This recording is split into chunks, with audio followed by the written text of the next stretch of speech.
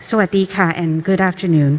Today is Thursday, the 5th of May, 2022, and this is the English language summary of the press briefing by the Center for COVID-19 Situation Administration, or CCSA.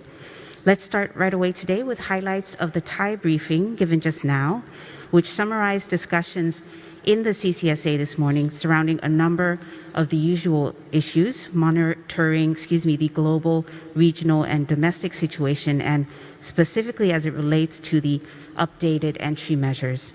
So let me first recap those updated entry measures for you, which for air travel into Thailand has been effective since the 1st of May. Fully vaccinated travelers, and you have a very nice infographic up there for you, thanks to the Nation newspaper. Fully vaccinated travelers entering Thailand are no longer required to take a COVID-19 test before or arriving in Thailand, meaning or after arriving in Thailand. They are also exempt from quarantine. Self-ATKs are still encouraged, particularly if experiencing symptoms, so that you can get the appropriate treatment as needed and as soon as possible. For unvaccinated travelers, they have the option of either, first, providing a negative RT-PCR test result within 72 hours prior to departure to be exempt from quarantine, or the second option is to quarantine for 5 days in an alternative quarantine hotel and take the RT-PCR test on day 4 to 5. For unvaccinated travelers who choose the first option, you would then be required to upload your RT-PCR result in the Thailand Pass system before departure. All non-Thai travelers are required to prepare proof of insurance with at least $10,000 coverage for medical treatment in the country. Please note that whether you are vaccinated or not, but if you are traveling to Thailand by air or land, you will be required to apply for Thailand Pass prior to your travel. The CCSA this morning discussed that Thailand Pass is guaranteed to be approved within 48 hours.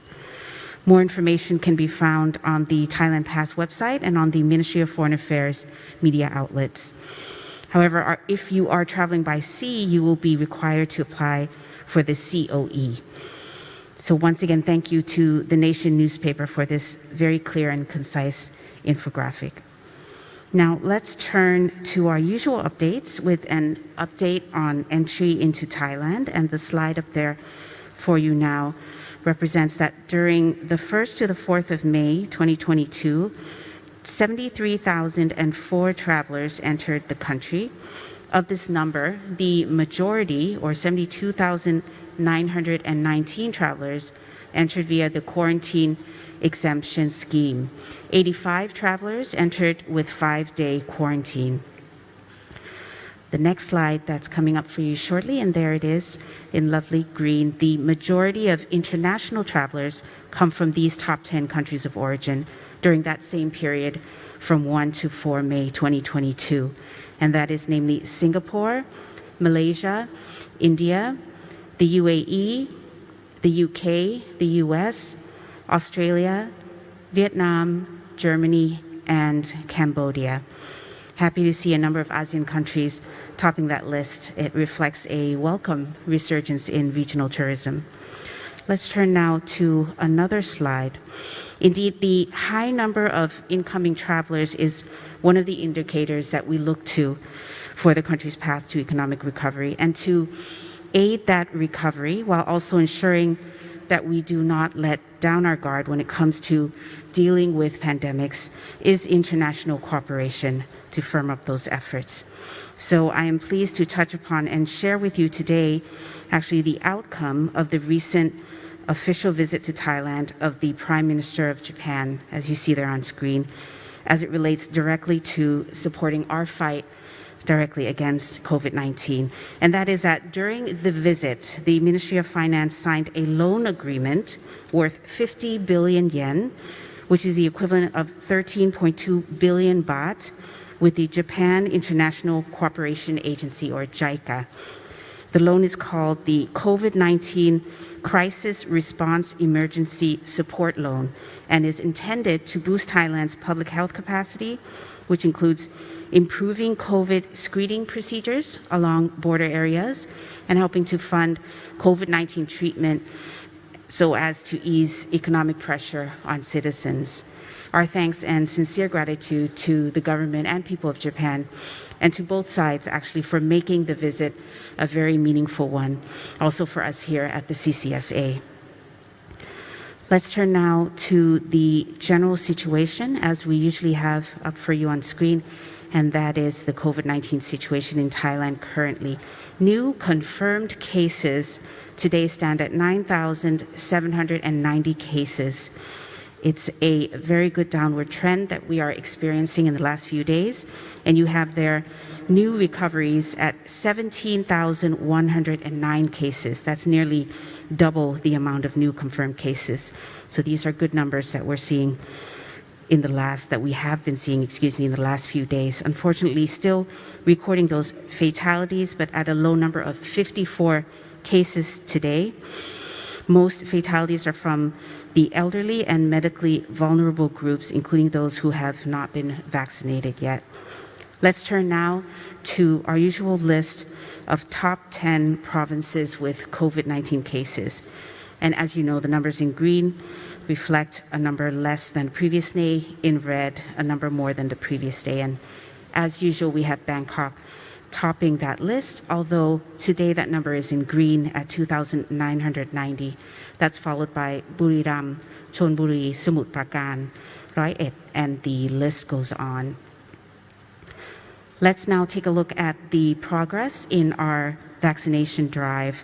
Yesterday, we administered a total of 144,809 doses of the vaccine, which increases the accumulated number of vaccinations to 134,017 million doses.